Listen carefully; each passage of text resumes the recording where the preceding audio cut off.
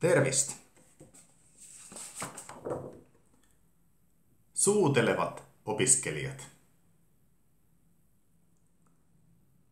Suutlevat tudengit.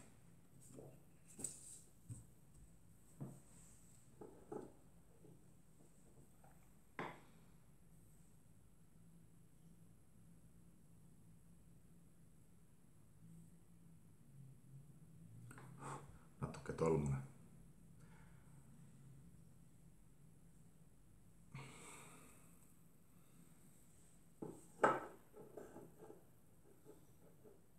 Tartu on ka tore väike linn. Ma tunnen seda tüdrukut, kes oli modelliks siin. Ta eesnimi on Kristiina. Rohkem ma ei ütle. Ta võib ise seda rääkida, kui tahab. Suutelevat opiskelijat. Opiskelija. Opiskelee.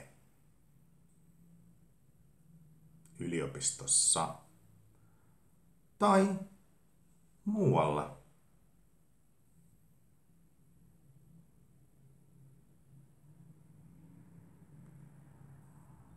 Kuidas se jääks meelde, että oppiminen, opiskeleminen on kaksi asja, missä ei ole, on muidugi omavahel seotud.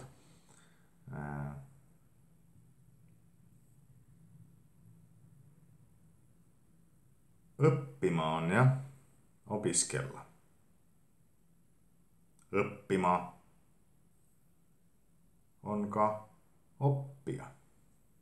Ja seal orienteeruminen ei ole lihtne. Aga nagu ma eelmises videos ütlesin, kui sa õpid selgeks nii oma emakeele kui ka soome keele, võõrkeele, siis ei lähe sõnad segamini. Aga alguses nad lähevad. Ja inimesed naeravad su üle. Minu üle ka naerad. Ise naersin ka. Alati see ei ole lihtne, just see endal üle naermine. Aga see käib asja juurde. See käib asja juurde. Ja mõnikord ma lausa igatsen neid aegu. Sest eesti keel oli jube naljakas. Eesti keel oli täiesti pöörane. Ükskõik kust mida lahti teed. Kõik ajas muigama. Eesti keel tundus, et see on nagu soome keel 100 aastat tagasi. Ja täpselt samamoodi olen ma kuulnud, kuidas eesti inimene ütleb, et soome keel on väga sarnane, et ta ongi nagu soome keeles on palju selliseid arhailisi sõnu, mida enam eesti keeles ei kasutata. Ja täpselt samamoodi mõtleb soomlane. Nii et lihtsalt võtta teadmiseks, eesti keel on sama naljakas soomlasele, kui sinu jaoks on soome keel. No ja see on ju lahe. Võtame näiteks mehe nimet lihtsalt, et kui on John, Martin ja Peter ja Michael kolleegid. No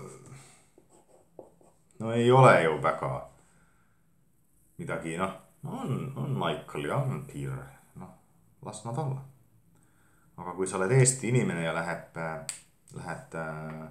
Soome ja su nimi on näiteks Raivo või Aivo, siis iga soomlane selles majas teab, meile tuli siia Raivo, mis tähendab raevu, või meile tuli siia Aivo, mis tähendab aju. Et see on ju tore.